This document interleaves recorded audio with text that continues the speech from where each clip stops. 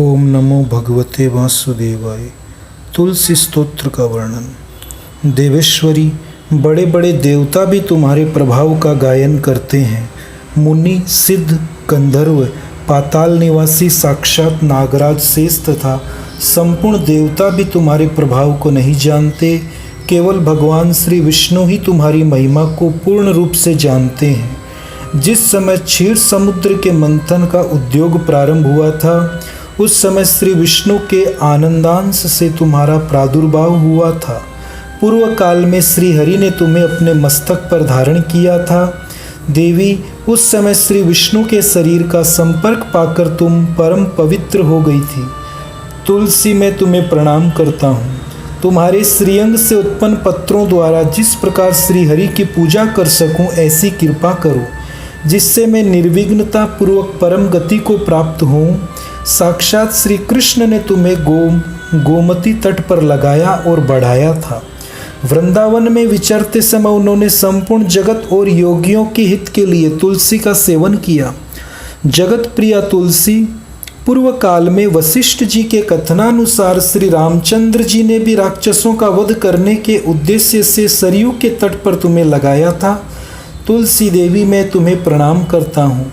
श्री रामचंद्र जी से वियोग हो जाने पर अशोक वाटिका में रहते हुए जनक किशोरी सीता ने तुम्हारा ही ध्यान किया था, जिससे उन्हें पुनः अपने प्रियतम का समागम प्राप्त हुआ।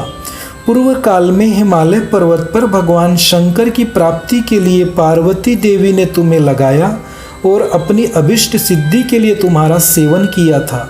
तुलसी देवी, मैं तुम्हें नमस्कार करता हूँ।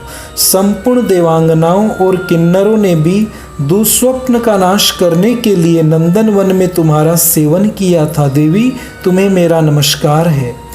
धर्मारण्य गया में साक्षात पितरों ने तुलसी का सेवन किया था।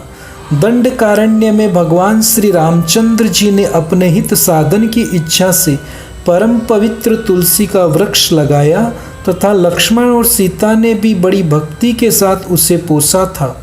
जिस प्रकार शास्त्रों में गंगा जी को त्रिभुवन व्यापिनी कहा गया है, उसी प्रकार तुलसी देवी भी संपूर्ण चराचर जगत में दृष्टिगोचर होती है। तुलसी का ग्रहण करके मनुष्य पातकों से मुक्त हो जाता है।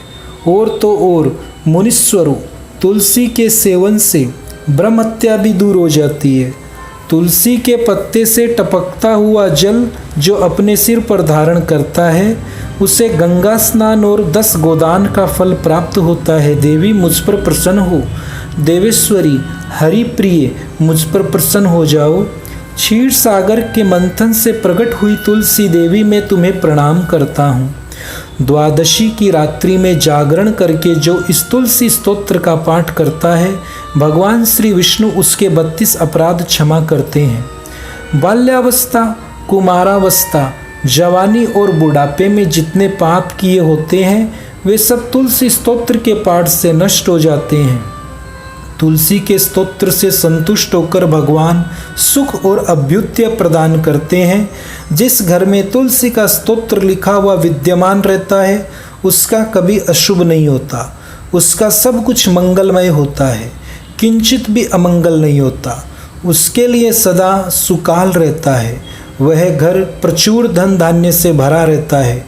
तुलसी स्तोत्र का पाठ करने वाले मनुष्य के हृदय में भगवान श्री विष्णु के प्रति अविचल भक्ति होती है तथा उसका विष्णु से कभी वियोग नहीं होता।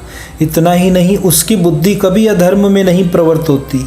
जो द्वादशी की रात्रि में जागरण करके तुलसी स्तोत्र का पाठ करता है, उसे करोड़ों तीर्थों के सेवन का फल प्राप्त होता है।